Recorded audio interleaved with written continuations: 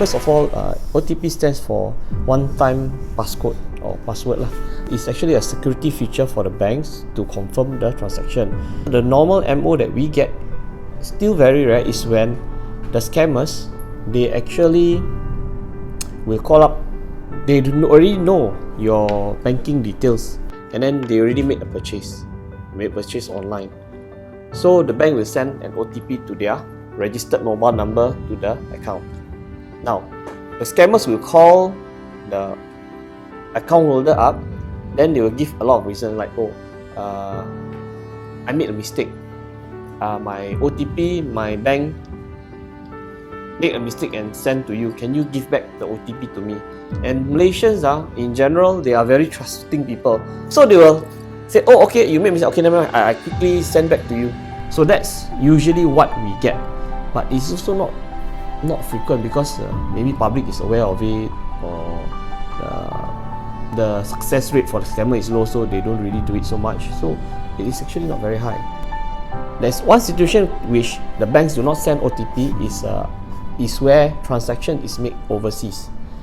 In Malaysia, I was informed that Bank Negara set a directive to all the banks, if they are dealing with local merchants, that means the local businesses in Malaysia, maybe Shopee or Lazada and all that, they will always give you an OTP. But if you make them your favorite, that means this becomes your trusted merchant. Of course, it becomes faster for you to do the transaction, but at the same time, what happens is you no longer need OTP. Okay, now what is the safety features there? What if the scammer knows about my banking details and they themselves buy and I did not commit the transaction?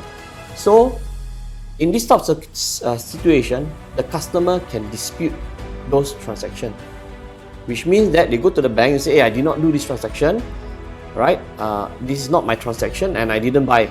Then the bank will do their investigation, and if, let's say, the allegation is true, they didn't really buy it, then they will get their money back.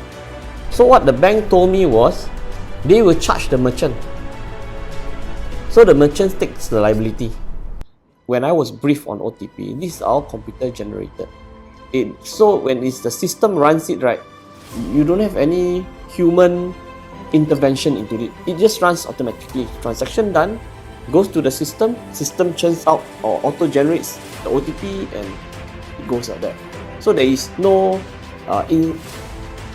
insider work done to manipulate the system or to intervene into the system.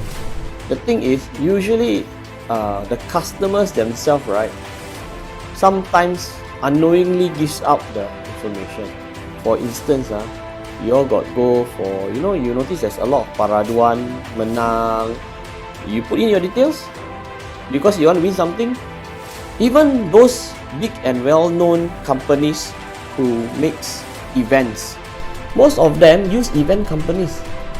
Those are not secured, So your details and particulars can be given away like that, can be taken if those people who run those things does not have high integrity or whatnot. Sometimes we also put in our particulars on the internet because for certain registration we put it in, so it could also happen like that. The earliest possible moment when they know something is wrong, call up the bank, make a police report, so that the bank can take action, especially with cases when they want to dispute the transaction. Basically, don't share your banking particulars.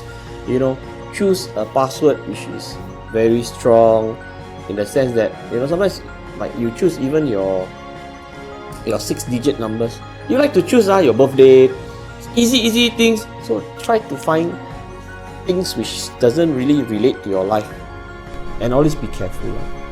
If a banker calls you up, try to ask the banker questions instead of just giving out your information. Because the bankers have all your information. Sometimes scammers will try to fish for information via calling and all that. So you have to be careful.